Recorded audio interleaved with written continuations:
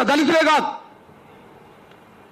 రెండో స్థానంలో ఉండబడే క్షత్రియులు, మూడో స్థానంలో ఉండబడే వైశ్యులు, నాలుగో స్థానంలో ఉండబడే శూద్రులు, అతి శూద్రులు అనబడుతున్న దళితులు.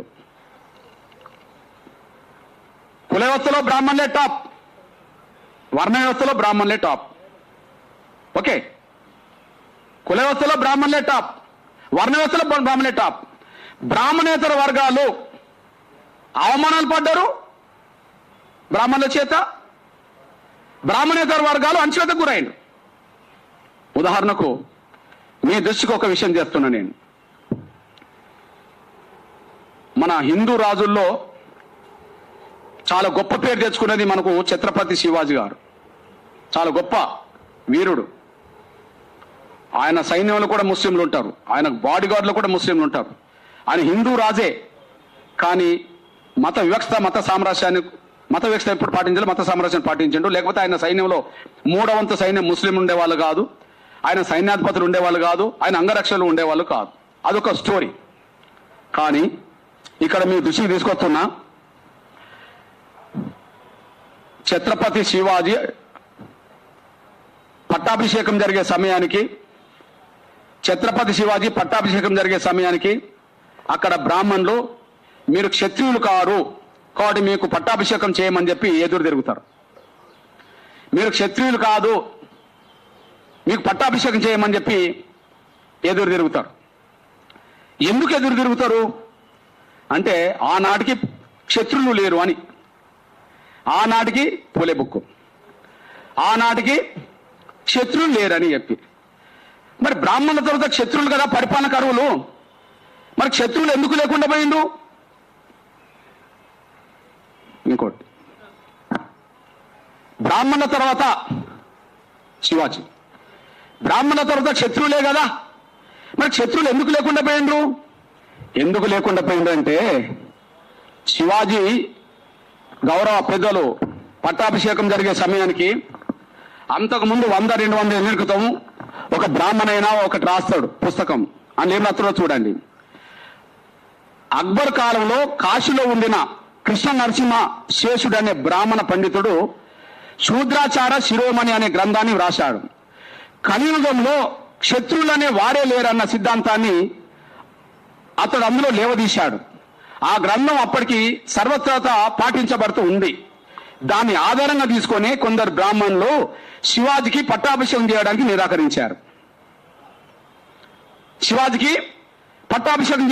నిరాకరించారు. ఇప్పుడు నేను అంటున్నాను, బ్రాహ్మణుల తర్వాత దేశంలో క్షత్రువులే కదా, మరి క్షత్రువులు లేకుండా పోయింది అని చెప్పి అక్బర్ కాలం నాటి ఒక బ్రాహ్మణుడు రాశారు కదా. దాన్ని బేస్ చేసుకొని నువ్వు క్షత్రుడు కావు, నీకు పట్టాభిషేకం చేయమని చెప్పి అక్కడ బ్రాహ్మణులు ఎదురు తిరిగారు కదా. మరి క్షత్రువులు ఏమైండ్రు? శత్రువులను కూడా అణిచేశారు. శత్రువులను సంహరించారు. శత్రువును సంహరించింది ఎవరు? శత్రుడైన రాముడికి అండగా ఉన్నది మా బీసీలు, ఎస్సీలు, ఎస్సీలు. కానీ శత్రుడైన రాజుని సంహరించింది ఎవరు?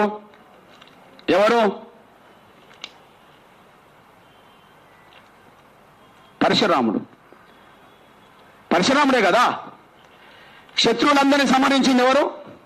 పరశురాముడే కదా. తన తండ్రి అయిన జమదగ్నికి వేరే క్షత్రియ రాజుకు మధ్యలో జరిగిన ఘర్షణలో, రాజకీయ ఆధిపత్య పోరులో క్షత్రియుల చేతిలో వాళ్ళ తండ్రి ఏదో ఇబ్బంది పడ్డాడని చెప్పి ఆయన శబదం మూడి ఈ భూమండలంలో ఉన్న శత్రువులందరినీ సంహరించడానికి ఆయన తిరిగిండని చెప్పి, ఒక్క శత్రువుని కూడా లేకుండా చేసిండని చెప్పి వాళ్ళు రాసుకున్నారు కదా. అంటే దేశంలో ఉండబడే క్షత్రియ రాజులందరినీ సంహరించింది ఎవరు అంటే పరశురాముడు అని అంటుండు.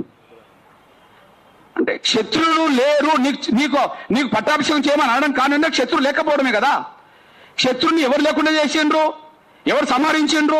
పరశురాముడే కదా. మీ చరిత్రపరంగా పరశురాముడు ఎవరు? మీరే అనుకుంటున్న బ్రాహ్మణ వర్గం సంబంధించిన వ్యక్తే కదా. క్షత్రియుడు అయినా మీరు చూడండి, పరశురాముడు యావత్ క్షత్రియ జాతిపై ఆగ్రహించి వారిపై 21 సార్లు దండెత్తి క్షత్రియ వంశాలను నాశనం చేస్తాడు. శమంత పంచకం అనే 5 సరస్సులను క్షత్రియుల రక్తంతో నింపి పరశురాముడు తల్లిదండ్రులకు తర్పణం అర్పిస్తాడు. క్షత్రియ రాజుల రక్తము ఎన్ని సరస్సులు నిండింది? 5 సరస్సులు నిండింది. అంటే క్షత్రియ రాజులందరినీ సంహరించిండని చెప్పుకుంటారు. అందులో క్షత్రియ రాజు అన్న మన రాముడి తండ్రి పేరు దశరథుడు కదా. దశరథుడు ఎట్లా బతుకుతాడో చెప్తాడు చూడండి. దశరథుని వంటి కొద్ది మంది రాజులు గోల మందలో దాక్కుని తప్పుకున్నారు. బహుశా ఆ రోజు గోల మందలో కనుక దాక్కుని తప్పుకోకపోతే దశరథుడు కూడా ఉండేవాడు కాదన్నట్టే కదా. దశరథుడు లేకపోతే రాముడి చరిత్ర ఉండేది కాదు కదా. మరి దశరథుడు మాత్రం తప్పుకున్నాడు, గోల మందలో దాక్కున్నాడు, బతికిండు. మిగిలిన శత్రురాజులందరినీ సంహరించింది కదా. సంహరించింది కదా.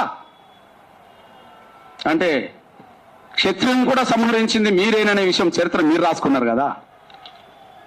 బ్రాహ్మణుల తర్వాత క్షత్రియులే, చివరికి క్షత్రియులు కూడా మీరే లేకుండా చేశారు కదా. ఇది చరిత్ర రికార్డు కదా, మాది రికార్డు కాదు కదా. మూడోది వైశ్య. నేను అంటున్నా, ఈ దేశానికి స్వాతంత్రం తీసుకొచ్చిన